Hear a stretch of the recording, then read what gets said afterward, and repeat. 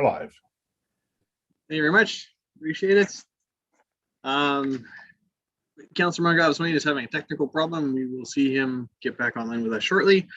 In the meantime, we will continue with item 8B, fire services, service enhancements. Mr. Cook. Thank you, Your Worship. Good evening, and good evening to members of council. Again, it's a pleasure to be here with you this evening.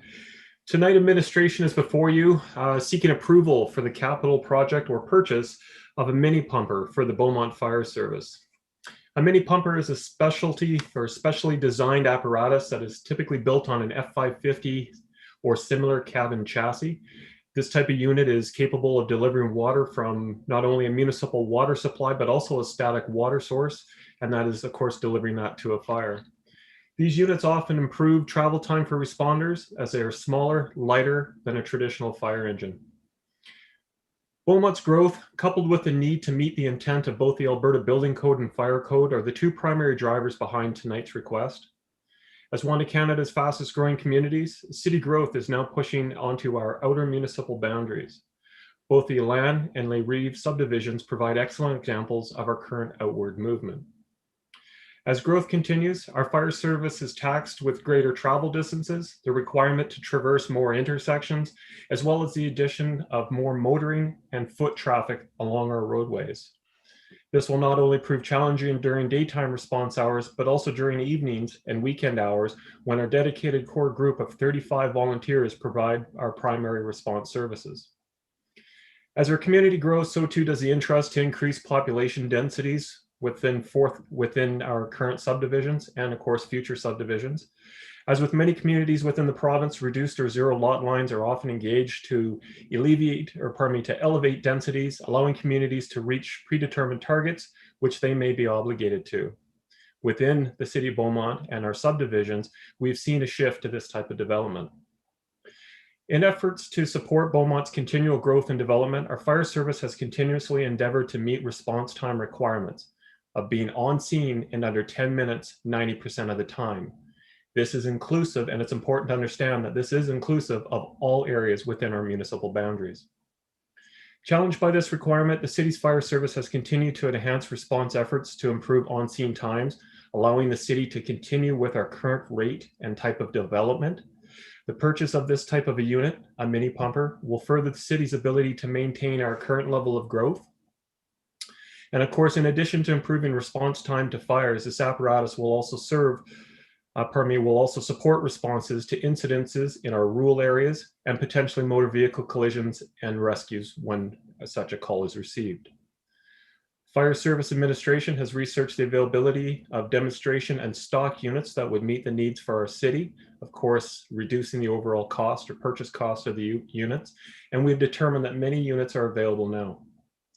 With the addition of this new apparatus, administration has realized that the replacement of engine 2, which is due in 2025, may be delayed as the unit will be available or would be able to be moved into a reserve role for a period of time.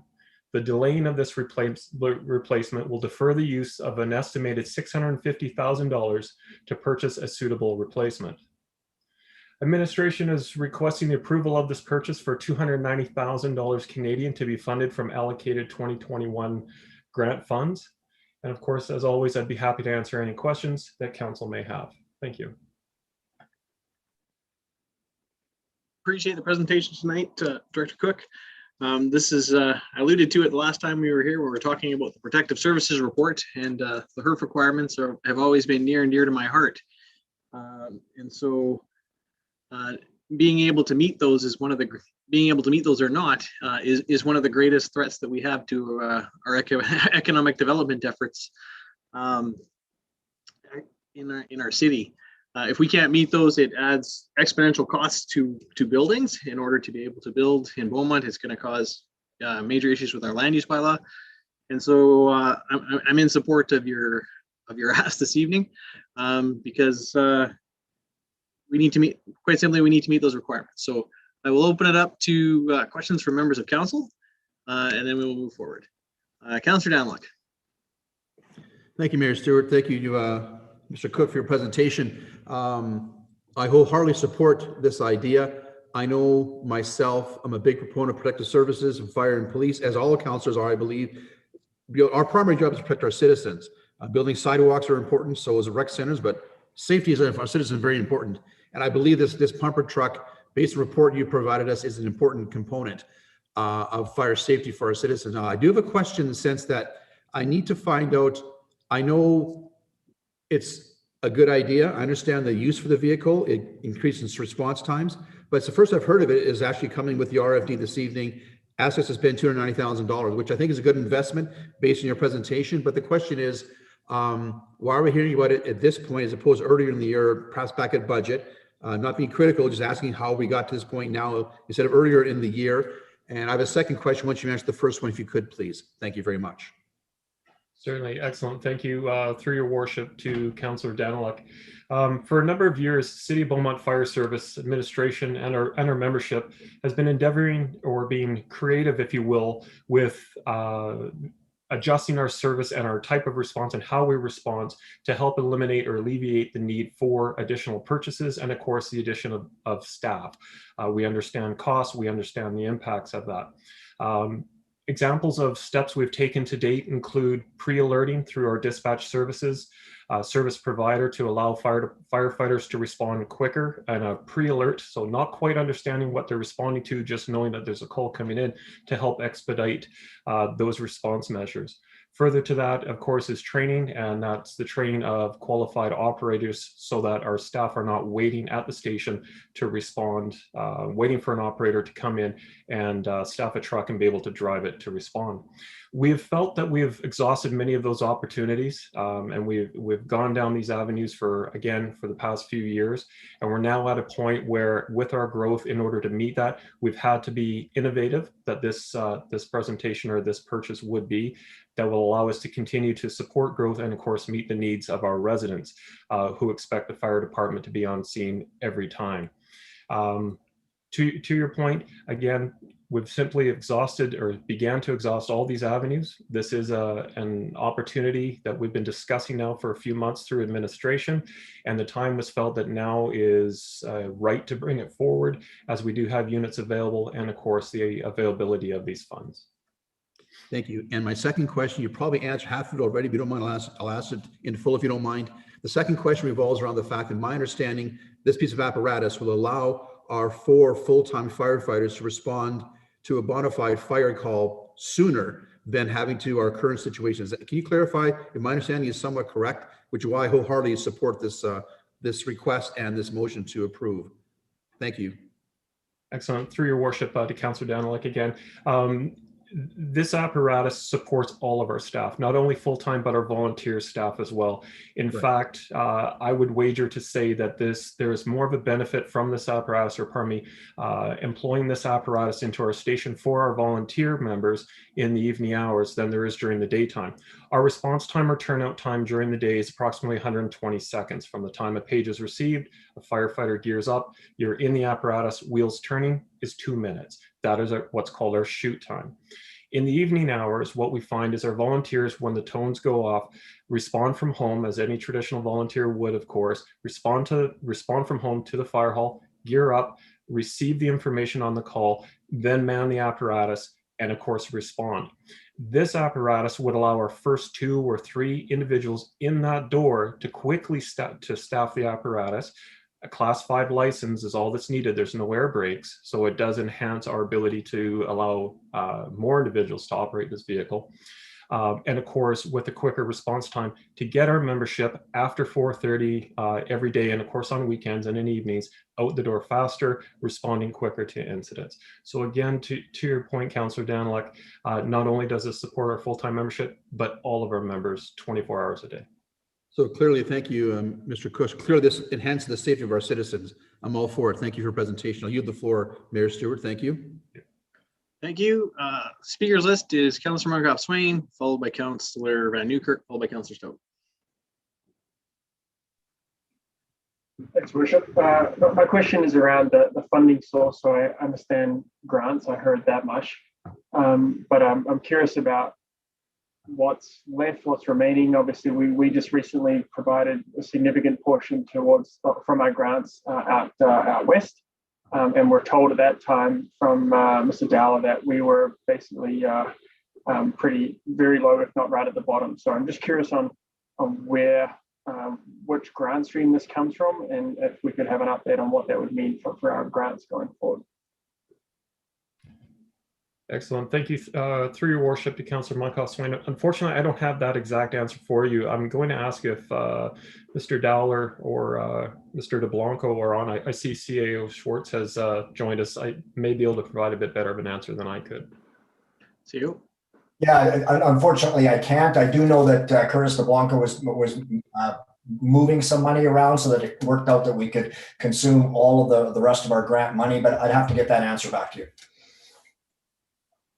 Yeah, and I guess my point is, and I'm not debating the value of the units and all that sort of stuff. I recognize administration wouldn't bring this forward if you didn't have the money in grants.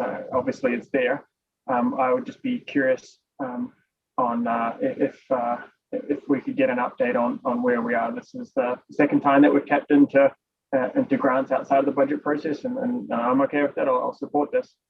Just if we could get an update on where we are with those things. We obviously had another ask earlier today, so we've still got half a year left, and I'd be curious on where we're at with our grants. So if administration could prepare that back during the next update, that'd be appreciated. But for me, I support this, and that's all I have to say. Thank you. Councillor Newkirk. Yeah, thank you. A couple of questions. I think there was a new piece of information in the preamble information around the purchasing of this unit being able to, I don't know, make it so that the Unit 2 replacement can be delayed. Can you expand on that, Mr. Cook, please? I think that was new information for us. Certainly, through your worship to Councillor Van Newkirk. Following NFPA, National Fire Protection Association standards, every frontline apparatus is required to be replaced or completely overhauled at 20 years of age. When our apparatus are approaching that time, or pardon me, when fire apparatus approach that time, it allows administration to have a good look at the apparatus, to scan the environment and determine or adjust the equipment and the capabilities of a fire service. Understanding, of course, that budget constraints may be an impact, of course, to any service. Moving Engine 2 in 2025 to a reserve role would by no means hinder or impair our frontline capabilities of delivering copious amounts of water onto a fire at any time. In fact, it would actually further enhance our abilities, as that unit in a reserve role would be able to replace any frontline apparatus when it goes down for servicing. So in theory, it would add an extra pump and give us an additional piece of equipment to be maintained, or pardon me, an additional piece of equipment to replace a unit that is out of service for maintenance. To the estimated $650,000 that it would cost to replace that unit today is a very educated guess. Of course, with the changes to our dollar, of course, that only needs to go up by that time. Also keeping in consideration our storage or our facilities to store all of our equipment, so the fire hall, of course. We felt that if we were to delay this piece of equipment, the replacement, if that was the wish of council in 2025, we could do so, and we could do so safely, or maintaining the safety of our community and, of course, the service delivery of our fire service. I hope I've answered your question. Yeah, I think in short answer, it helps the logistics of things. That's a quick answer, absolutely. Yeah. Okay, cool. Thank you. I appreciate that. Just a question on the staffing costs up to 115,000 per year operationally. Would that include the in the last update you just provided, there was some narrative around training costs and how training costs were allocated year over year and such. I'm assuming that there's going to be training costs sunk into this unit as well, as it's a new thing that people will be training on. Does that 115 include the training costs to get everyone up to speed, or is that 115 just annualized with increased salary and training costs. Talk to me about that 115 and what the makeup is.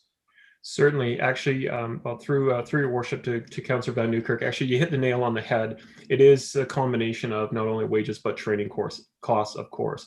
Training for this type of apparatus would be conducted on our regular training nights. The anticipation would be prior to delivery, of course, all of our staff coming out, being orientated on the unit, have the opportunity to operate the unit, understand the bells and whistles, if you will, and be able to troubleshoot any issues that may arise while on a fire scene, so they quickly adjust it. Much of that would be captured already in our current lines. However, with the new piece of equipment, with enhancing our services, yes, yes, that $115,000 is inclusive of not only training, the additional training, but also staffing costs as well with the enhancement of our service. Okay, thanks. Great answers. Well, I like it. Thank you. Councillor Stout. Thanks. Through your worship to Chief Cook. Understand that the object of the exercise here is to reduce the HIRF response times, and you gave us a quick overview of, and it's also in the document, as to what that might mean in terms of volunteers arriving and having to gear up and get ready to go. I just want to understand, there's a reference to some of the existing appliances requiring a minimum of 4 crew. So is part of this the fact that the mini pumper would require a smaller minimum? I think you said when 2 or 3 people were available earlier. Is that, in other words, once I've got 2 volunteers ready to go, then we can send the mini pumper out? Is that essentially how we reduce that, or one way in which we reduce the HIRF time on average? Through your worship to Councillor Stout, yes. This apparatus is much easier to operate. It's a simple apparatus, if you will, and the intent behind it is it could respond with a reduced staffing capacity to an incident quicker, understanding and knowing that further apparatus fully staffed are coming behind. So it would work in that way to help reduce our high intensity residential fire response time requirements. Okay, great. Thank you. So I assume then we carry on monitoring HIRF times as obviously we're already doing. Do we? This might see. Do we have any way of knowing whether the mini pumper affected those or not? I guess is, if we were to go ahead with this purchase, do we then collect stats that say, yeah, that made the difference in that case, or is that we just see those stats those response times go down, or at least not up, and part of that is the mini pumper? I said, through your worship to Councillor Stout, I can assure you that monthly our HIRF, or high intensity residential fire statistics, are monitored. I do it myself, pull reports on our response times, sometimes even weekly. The one unfortunate reality is we cannot plan any emergency that occurs within our boundaries. I truly wish we could. It would just be a wonderful thing. Unfortunately, we cannot. What we have done is we have looked back over the past 4 or 5 years at our peak times, our peak hours. When can we expect calls to come in? When do we normally see them? And quite honestly, it's typically between 5 and 7 p.m. in the evenings. That's usually when people come home, having dinner, things along those lines. This piece of equipment won't only offer us an improved response time during those times, but 24 hours a day, because it's there, it's available, unless of course down for maintenance. So I would be very confident in saying to Councillor Stout that we would see a direct improvement on our response times, given at any time a call is received for service, any time of day. And that is something that we will continue to monitor, not only weekly, but again on that monthly basis. And I'm certain when in the future, when I come back to council or the committee of the whole, be very happy to provide those numbers back to you folks. Thank you. Okay, that's exactly what I would have expected. But yeah, it's so acquiring this equipment reduces the response times generally, and there's no real question about that. Thank you. Thank you. Okay, so that brings comments and questions of round 1 to a close. I'm going to ask if there's, before we go on to round 2, if there's any, I'm going to ask if there's a member of council willing to move that council approve the capital project fire services mini pumper in the amount of $290,000 with funding allocated from grants. Councillor Danluck. So moved, your worship. Thank you very much. Debate on the motion, further questions and comments, and then we'll call a question. Councillor Van Newkirk. Yeah, I forgot to ask the very important question of, are we talking Ford, Chev, or Dodge? Thought I heard Ford. Thank you. Councillor Danluck. I'm not sure how to follow it up, actually, but that was a good one. Go Chevy. One quick question, Mr. Cook. How soon could we get this apparatus up and running here from Beaumont? If you mentioned that, I missed that. If you mentioned a certain date, you're expecting to have this apparatus up and running. Should we approve the motion this evening? Thank you. Thank you. Through your worship to Councillor Danluck. In anticipation of tonight's meeting, an RFP has been drafted for a demo or stock mini pumper. It is set to be released tomorrow at noon, with the intent for the unit to be delivered within 45 days. With the availability of these units on the ground at some manufacturers, again, we have conducted an environmental scan for this type of equipment. They are available, and I'm confident we'll have it here in that time. Seeing no further requests, call the question. All in favor?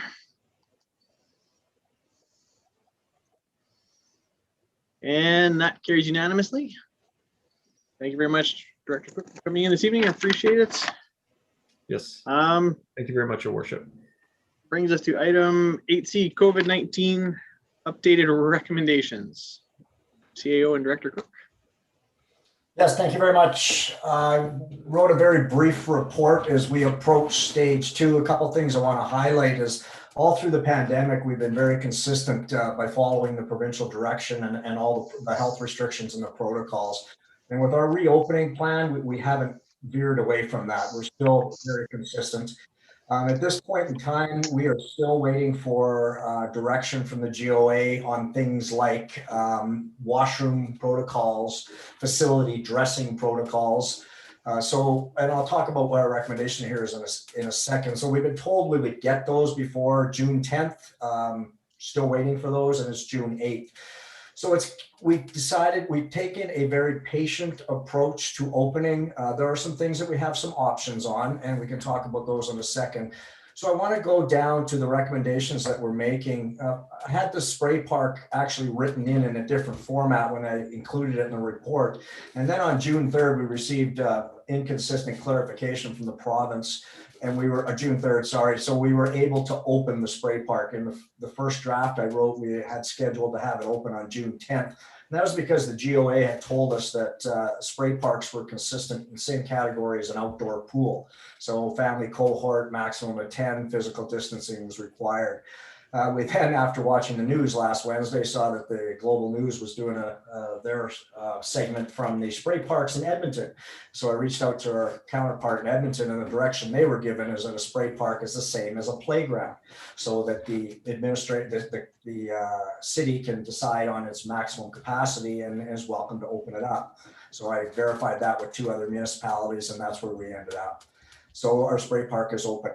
As far as the commuter transit, it remains shut down, and our suggestion is we continue to leave it shut down until at least the post-secondary classes begin in September, or we revisit the decision when we bring back the on-demand proposal to council, which is coming back in July or mid-August, and we're just putting the finishing touches on that because that may affect computer service going forward. We are not getting any complaints about our computer service being down. If you recall, council provided some grant money to the Drive Happiness Group, and from what I understand, they've been doing a really good job of providing transportation for the 1 or 2 or 3 people. As far as council in-person meetings, our suggestion is that they remain virtual until 3 weeks after the province moves into stage 3. Stage 3 is quite likely going to occur, possibly going to occur at the end of June. If you remember, stage 3, the 14-day period starts when we hit 70% of Albertans 12 years of age and over that are vaccinated. Right now, we're sitting at 67%. So that quite likely could occur by the end of this week. Our 3-week delay, it's kind of a taking advantage of a situation with the summer break coming up, but also taking that extra level of caution and modeling that for our community. With our summer break coming, it lines up with that 3-week break. So what we're suggesting is that providing we're moving into stage 3, that we begin in-person meetings, the regular council meeting August 10th. As far as City Hall, we're recommending that it remains closed until stage 3. However, on June 28th, 29th, and 30th, we will open the doors, not necessarily advertising that, but for those people who show up to pay their taxes in person, we will have our signs up and we will have spots where people can have maximum occupancy. So we think that's just a little extra service that we can provide. If you recall, last year we were closed up tight at tax time. We never had any complaints. We were able to deliver that service to everybody. The last one is the Canada Day fireworks. Are scheduled for July 1st, and the events committee, I'm being told, and Councillor Hendricks, you can clarify this, has been promoting multiple viewing sites throughout our community so as to stay under what are currently the outdoor social gathering numbers, which under stage 2 will be 150. There's quite likely the possibility that on July 1st, we will be into stage 3, so that that restriction won't be in effect anymore. A couple other comments I just wanted to make regarding the restrictions and our approach is it's very consistent with what our regional partners are doing. For instance, Edmonton, I spoke to them today. They're opening some of their facilities on Thursday, expecting, of course, the clarification to the change rooms and the washrooms first. They have not received that as well. Leduc is opening their facility on the 10th, but their indoor pool will remain closed because they've got to bring in more staff and they've got to train them. We're in the same predicament with laying off a number of our casual employees. Not all of them have come back. In fact, 3 of our 4 personal trainers have found work elsewhere, so we've got to do some recruiting ourselves. Spruce Grove's Tri-Leisure Center is opening on June 14th. Fort Saskatchewan is opening June 14th, and they have limited hours and closed on Sundays. And Strathcona is opening on June 14th. What we're proposing for our Beaumont Sport and Rec right now is to be wide open on June 17th, June 17th, which is giving us a week to get staff back orientated. That's if we meet the requisites on June 10th, and that's less than 60% and less than 500 in hospital. No brainer, we're going to do that. So we weren't entirely certain whether we were going to get there for June 10th. So we didn't, in hindsight, 50-50, we could have started bringing people back a week ago. But I talked to Paul this afternoon, and we're prepared tomorrow to start bringing back as many people as we can so we can back that date up, provided we get the final recommendations from the GOA on the washrooms and the change rooms.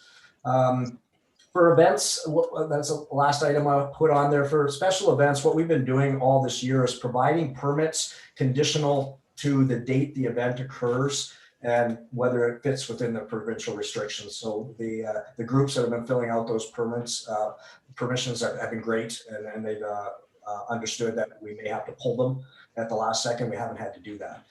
So anyway, I'll leave that. Those are some recommendations and some rationale on why we went that route, and I'll open up to any questions. Thank you very much. Do appreciate the report, the presentation. Open it up to questions from members of council. Councillor Van Newkirk. Yeah, thanks for the information, Mike. I wanted to go back at the Bsrc conversation a bit,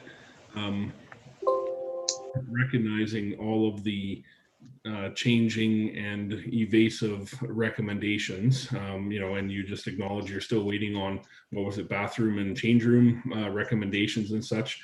I guess first question would be, I assume, Devon, Leduc, and Edmonton would all be waiting on the same information? Yes, I verified that too. Yeah.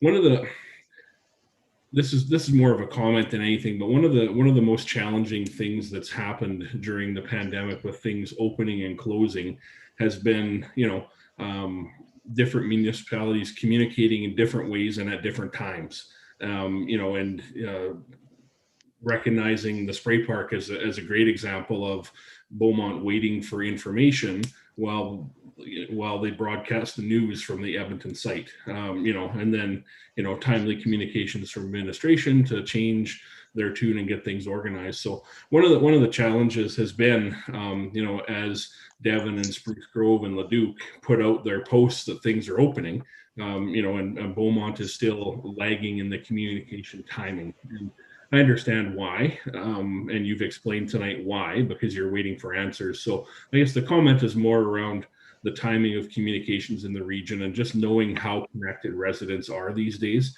The timing lags, be them for whatever reason that they occur, often land in the laps of council and the mayor, and getting tagged in posts, and then residents getting understandably frustrated for what turns out to be reasons beyond control, or reasons that need not be frustrating because everyone else is in the same boat anyways. So that's just the current state of affairs.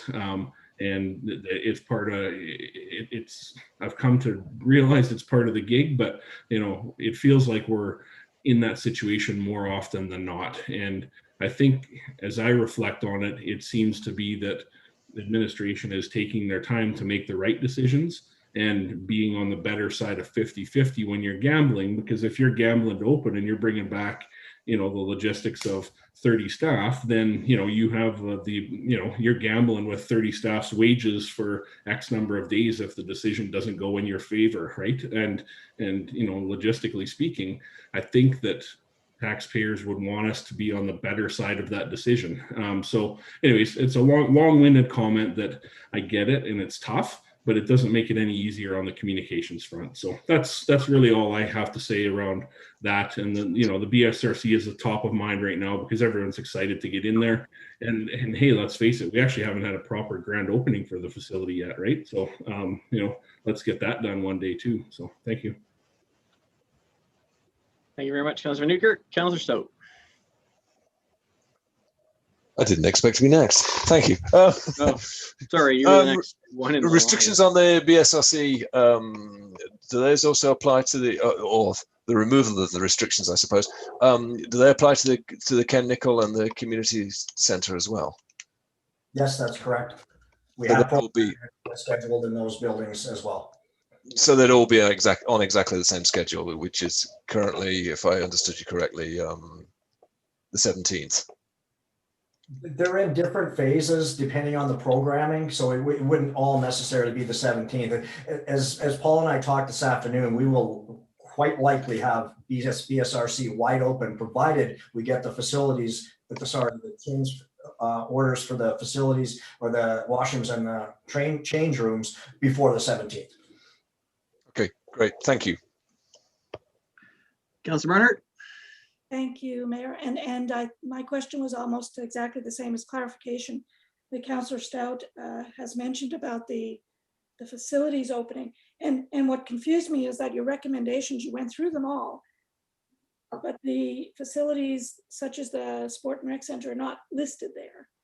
And just the clarity of knowing exactly what you just said, it may open, may not open. I get it that we're not sure.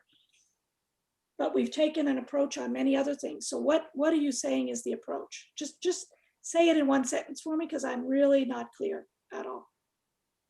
We are taking the approach to follow the provincial restrictions as they get communicated to us, and to open up our facilities as quickly as we can. So facilities are different than any of these 6 other points. No, they're the same as all of those. You're right. I missed the BSRC. Yeah, you're right. Oh, okay. I read it 3 or 4 times because I think I'm missing something. Yeah, no, maybe for the record, it wouldn't hurt to have it in the minutes somehow, or somehow adjust this, because people will go back and look, and I can't keep it in my head. So that's why I look. Actually, that's pretty funny, actually, now that I look back on it. Yep, that's exactly what I did. Okay. Well, thank you for clarifying that. And I don't envy what you're having to keep up with. It's really daunting. Thank you very much. Councillor Hendricks. Your worship, thank you. Yeah, I guess given the region and the way we're organized with all the various municipalities all in the same hub, and all somewhat getting some of the same information, I believe, out to our public.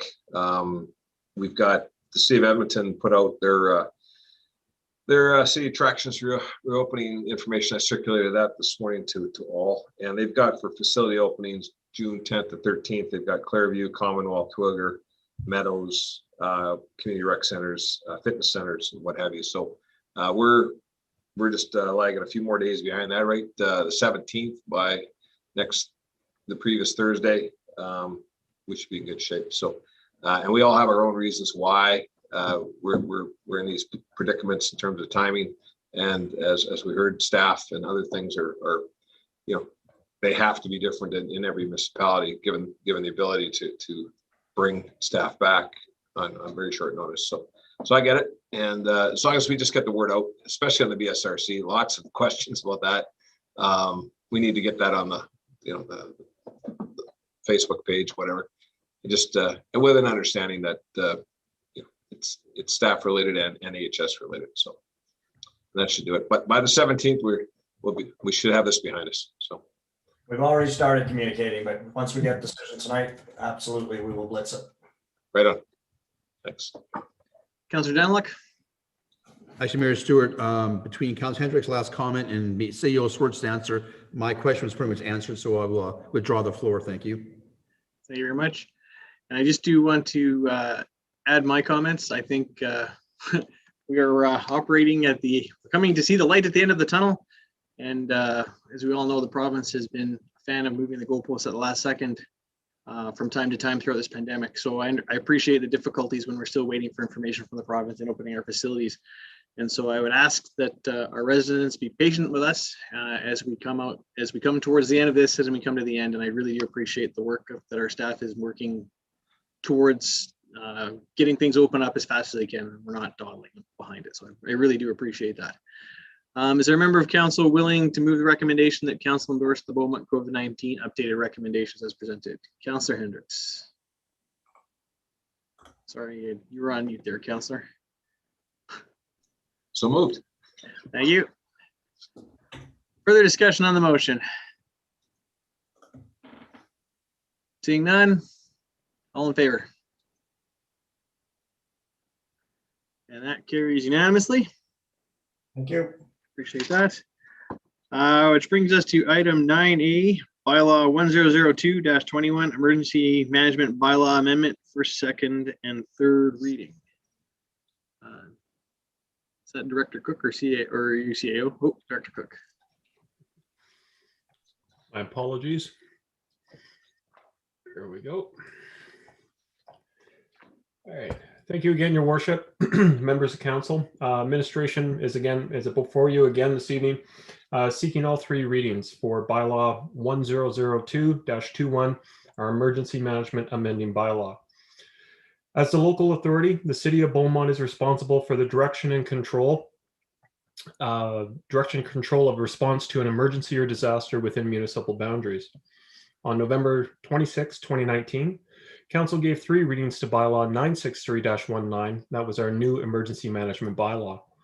Our new bylaw was a result of the province bringing forward new legislation requiring municipalities to create both an emergency management agency and committee. This is in addition to the requirement to meet predetermined training levels for staff. During a recent review, it was noted that our current bylaw 963-19 requires the identification of a chairperson for our emergency management committee. This requirement may be found in the province of Alberta's Local Authority Emergency Management Regulation, or LEMR. This emergency management amending bylaw ensures compliance with this requirement. No further updates or modifications with our emergency management bylaw is required beyond this one, and I would be happy to answer any questions that council may have.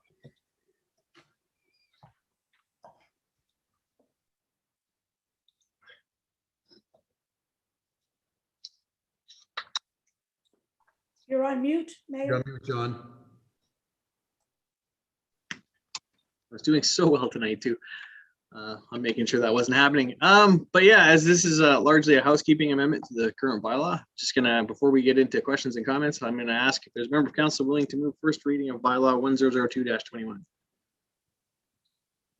Councillor Barnhart, I see you waving. So moved, your worship. Thank you. Questions on the bylaw? Councillor Hendricks? Your worship, thank you. During the course that I attended at Bruderheim for this particular matter, the emphasis was on budgets and money. Just walk us through how budgets and money flow through this document. Director Kirk, CAO. Through your worship to Councillor Hendricks, I'm sorry, I don't quite understand the question. Can you? Okay, so sorry. So the course I took suggested that one of the failings of these things is that there's no money that backs up the whole matter, and that there has to be an ability for this bylaw to write checks immediately and spend money immediately without having to go through some kind of approval process. Maybe just speak to that, if you could, for a minute, just to how this whole management bylaw flows in terms of cash. Certainly, through your worship to Councillor Hendricks, and thank you for the clarification. I appreciate that. This bylaw is a requirement of the province of Alberta, and the rationale behind the bylaw is to create an agency, so that's city staff made up of many of our directors and such, as well as a committee. And the committee is made up of 2 members of council, our our director of emergency management and our deputy director of emergency management. In addition, it outlines the required training that's required for not only staff, but also for council as well. With respect to budgeting and financial, taking care or addressing financial impacts of an emergency or disaster should they occur, that would take place in our Emergency Coordination Center, and that would be done by our Director of Emergency Management, our CAO, and in consultation with members of our committee. Typically, financial thresholds are set for an emergency coordination center to operate within daily. That is something that is typical of most emergencies, and anything beyond that would have to be brought back to either the committee or, of course, to council. This bylaw really, to your point, really has no impact to any budgets right now or control of finances. That would be done again at the operational level in that emergency coordination center setting, should we need to activate again. Right. So I guess I just want to make it clear to all who's potentially watching is that in the event of a situation, you have the authority by rule to be able to write the check without having to come back to council, no matter what the situation is. And I think that's important. And I think that's what I heard at the training session, that there has to be something written into this agreement, bylaw, whatever, that allows that to happen. But also that there has to be a budget approved by council for the committee to carry out a program for the promotion of the goals. And I'm assuming we've got some dollars set aside, that this has some cash to work with. Right, thank you. Through your worship to Councillor Hendricks, we do have an operating budget, a small modest operating budget that covers off our emergency management program. That's some financial costs with regards to the purchase of needs for our ECC, as well as some training costs as well to help offset bringing in instructors or, of course, the cost of delivering instruction. Further to that too, and I'm sorry, I do not have the exact dollar figures, but the City of Beaumont does have a fund set aside, a reserve, to help address any emergency or to help cover the cost of a financial burden that an emergency or disaster would bring forward. Again, I'm sorry, I don't have that exact cost for you this evening. That would be something we'd have to seek from finance. Again, with regards to having to write the check, that is done at the ECC level by the Director of Emergency Management. And I don't know if CIO Schwartz would like to add anything to that, but I can assure you that that will take place should we have another activation. The only thing I would add, and it's a really good question, Councillor Hendricks, and I know you're asking it so that the public is aware, is that we track every nickel in that ECC. And if you recall, when we stood up the ECC for COVID, what we did in the beginning was we spent money that we knew we had in our operating budgets, and then we did an estimate on what we thought we were going to need specifically for the emergency, in this case COVID, and we went back to council and said, can we set aside, and if you recall, the figure was $250,000, that we would then account for every one of those nickels up to the 250, and if we needed more, we would come back to council. So that was that for that event. And as Director Cook said, yeah, we also have small amounts of money to allow us to do training and those types of things throughout the year. Right, and that's really my point. We have the horsepower if need to, depending on the situation. So I'm glad we're flexible, we're nimble, we can react. So thank you. Okay, seeing no further requests to speak, call the question. All in favor of first reading?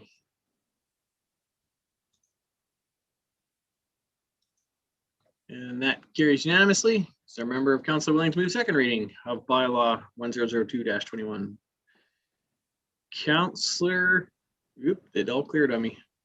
Councillor Stout, you had your hand up. I did have my hand up, yes. So moved, Your Worship. Second reading. Discussion on the motion? Seeing none, all in favor?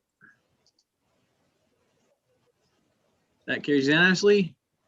I move that council unanimously approve moving to third reading of bylaw 1002-21, emergency management amending bylaw. Discussion on the motion? Seeing none, call the question. All in favor?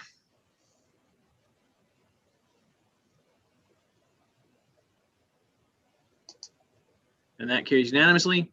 Is there a member of council willing to move third reading? Councillor Daniluk. So moved, Your Worship. Thank you. Discussion on the motion? Seeing none, all in favor? And that carries unanimously. Thank you to members of council for moving that through this evening and getting us compliant with the legislation. Thank you, Director Cook, for bringing that to us this evening and for sticking with us through the evening. Hey, it's my pleasure.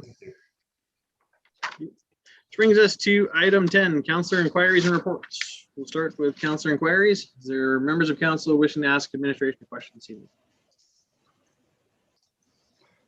Councillor Van Newkirk, followed by Councillor Daniluk, followed by Councillor Hendricks, followed by Councillor Barnhart. Councillor Van Newkirk.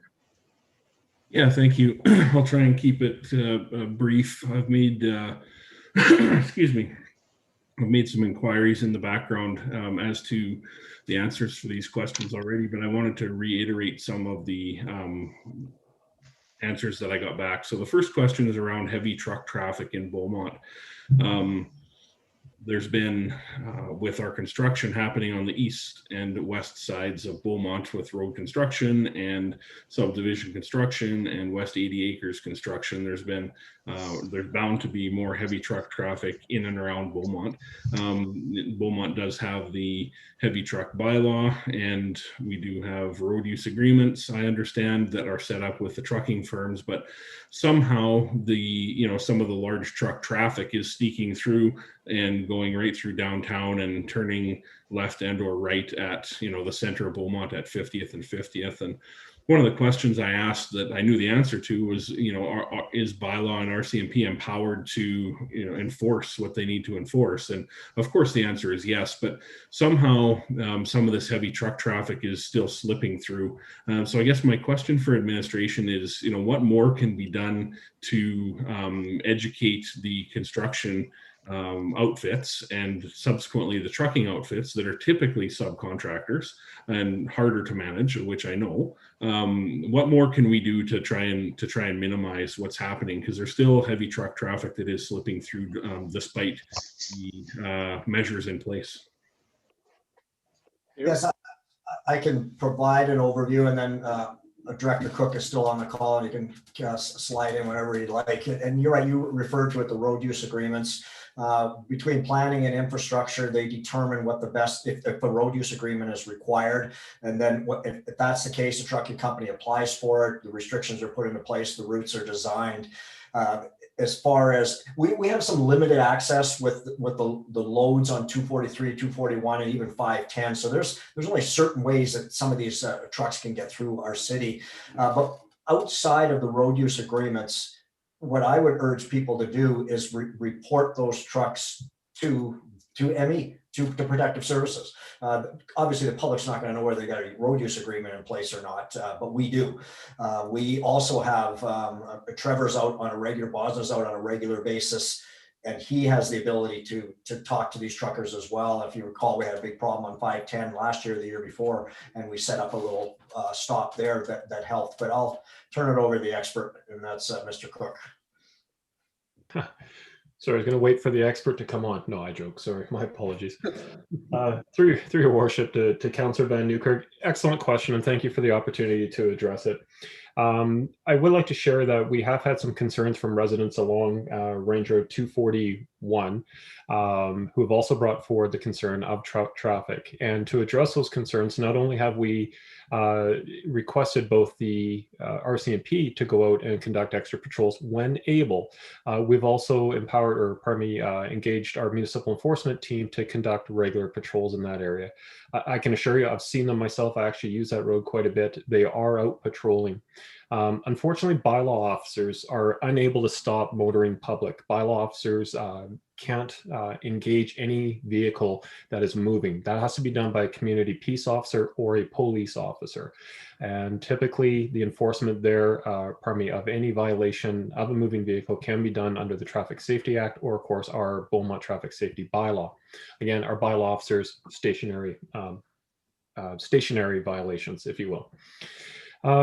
It's going to come down to staffing. It's going to come down to having to reallocate staff from our schedule, which is now 7 days a week for municipal enforcement to maintain coverage, to fixed, or we'll call it task force operations style, or task force style operations, where we actually have a dedicated team out enforcing, or at least actively patrolling for trucks that use our roads. And for certain, they are seen. We do receive reports of them. They are reported through our municipal enforcement line. That's what it would take. It's going to come down to staff, and it's going to come down to the fact that when we reallocate those staffs, we may have vacancies on some of those days that we've committed to having staff in station. Again, we've moved to 7 days a week. We did that in May. Which is working very, very well for us, keeping our file load for officers to, and call it an even threshold, if you will. So things aren't busy on Monday, but that's what it will take. So an educational campaign coupled with our communications team, of course, and our friends with the RCMP as well. Yeah, from experience, the radios in trucks work very fast, and they are very, their memories get a lot better if you can do some upfront work on these jobs. That's just from my experience in the world that I work in during the day. And then I just also wanted to point out that the inevitable truck traffic is going to be coming as we work on the turf field. I would hope that the road use agreement has the trucks going, from the south side of Beaumont north and up and down there, rather than all the way through Beaumont. So those if we have trucks coming all the way through Beaumont down the hill to get to the to the turn to go into the Jerry Pitsula Park to access where that construction is going to be, that's going to be very challenging for residents. So, I just, while I'm here and while I got you, I'm sorry, that's operational Steve coming through, but, south to north is going to be way better than north to south on that. So thank you for that answer. Mayor, second question is around switching gears and to talk about trees. We had a very robust discussion during the Forest Heights subdivision approval about trees, tree removal, tree replacement. The developer was worked with the situation to keep a whole lot open, although it was noted that there was significant grading that had to have been done in Forest Heights that was going to take out trees. And one of the biggest concerns of residents in the area was the presence of trees. There was a commitment to get some trees planted, both on the developer's part because they need to, and both on the city's part because it was an identified problem that was going to be anticipated. So just some comment around the timeline for the tree replacement, knowing that the longer you wait, the more logistically challenging it gets with respect to fencing, with respect to paths, with respect to accessibility and such. If administration could comment on that, please. Yes, thank you very much, Councillor Van Newkirk. The landscaping work is scheduled to commence later this summer. As per the landscaping plans, the developer is required to install trees in that area. And the city has also made a commitment to plant trees in the area starting next year for a 2-year period. So the actual number I don't have offhand, but that's the plan for the trees in that area. Is there any ability to bump up the timeline for more trees sooner? What does that look like, or are we stuck in the current plan? Well, as you know, we prioritize and plan for multiple years for trees, so that's where it fits into this plan. If we're to move that up, it's going to rob from Peter to pay Paul. So we're going to stick with our plan at this point in time. Yeah. Okay, I'll leave it at that for tonight. Thank you. Councillor Danlock. Thank you, Mayor Stewart. I have 2 questions. I believe Mr. Cook is still available, I hope. I think it's his area. If I could just wait a second in case he can join us back.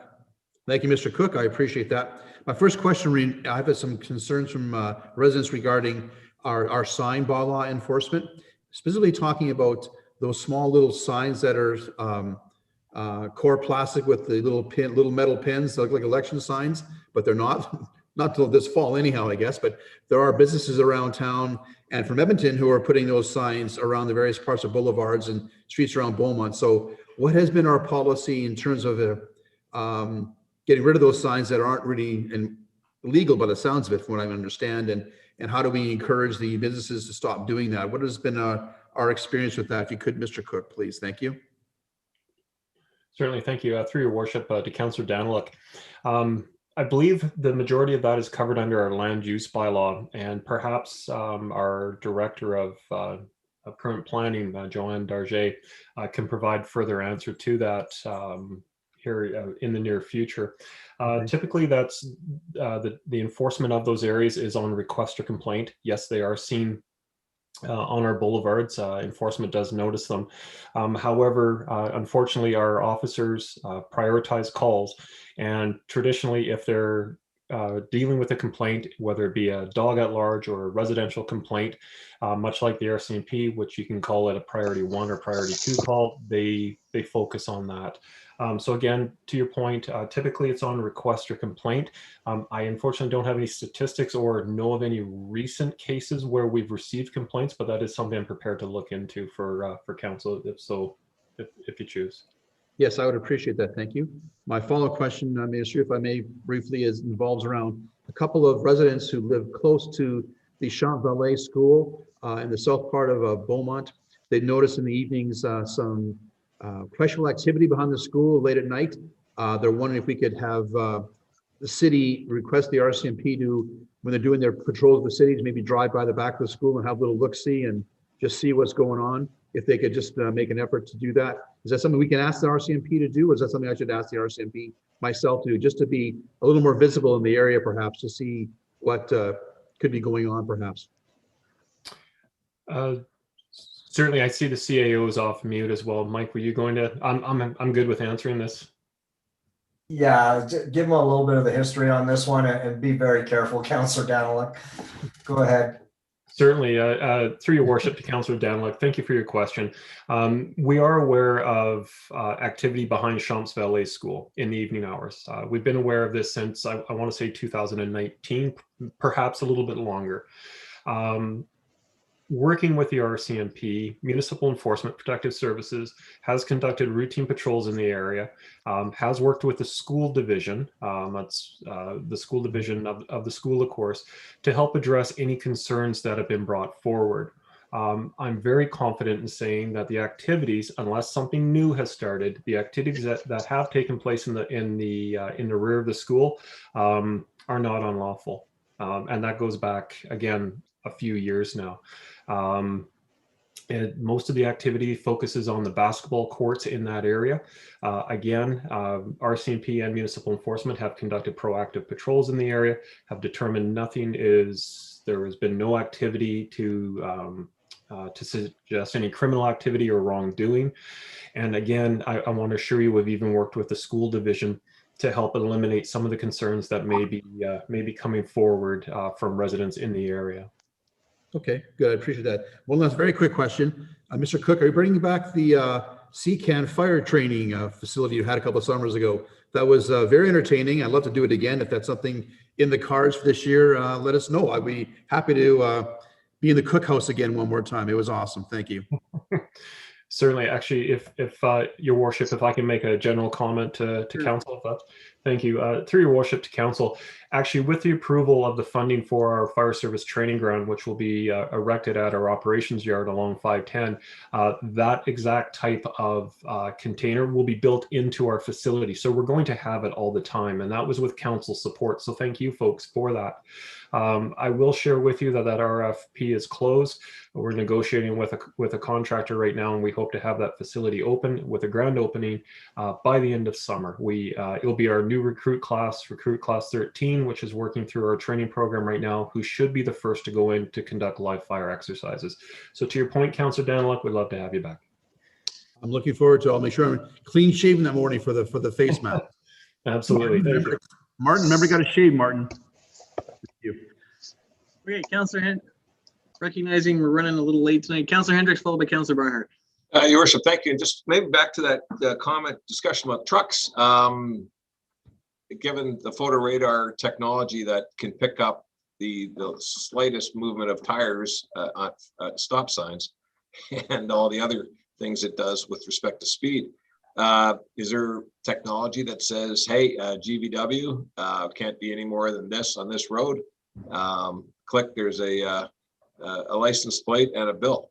I don't know. So that would save us on patrolling and personnel issues, but just thought I'd throw it out there. My question really is on Milu Park, getting some emails regarding an area that was flooded apparently last year, and that there was going to be some cleanup, some sod. Just checking in on that, see where things are at. Yeah, as we mentioned in the email, there's some drainage work that's being done in Milu Park, and the landscaping is scheduled as part of this summer's work plan. As far as a date, I don't have a date. Okay, there was an email. Yeah, we responded to an email that you had sent requesting information. You sent it to the Lauer family? No, we sent it to you, sent it to council. Okay, didn't see it, so I'll look for it. So thank you, appreciate it. Double check tomorrow morning that we had done that. I swear I saw it, but I could be wrong. No, that's good. No, but thank you, appreciate it. I will double check. Thanks. Councillor Barnhart. Thank you. And Councillor Hendricks, thank you for bringing up. One of my questions was about Milieu Park as well. But the second one is about the all of the work that's going on the west side. Now, I had a call last week about earth moving and whether contracts had been advertised for that particular area.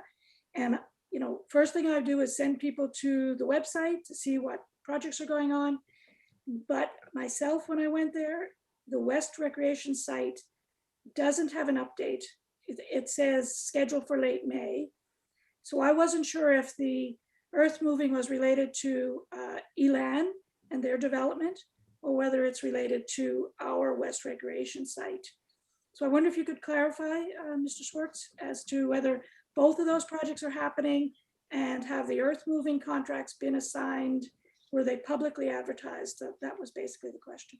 Well, all of our work is publicly advertised. We have to abide by our purchasing policy and the rules of the province. As far as the specifics on which earth is being moved, I couldn't tell you. I'd have to find out.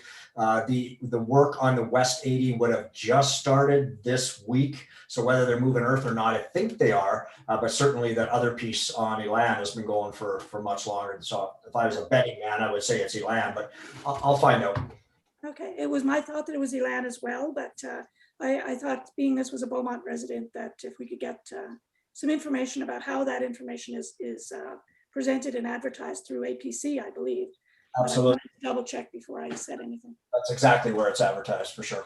Okay, thank you. Yeah, having said that, correct me if I'm wrong, Elan would hire their own contractors Yeah. through their own processes. That would be my experience. All right, seeing no further requests to speak, we will move to item 11, CAO's update. Given the length of time, I can do an update by an email rather than take up any more of anybody's time. Fair enough.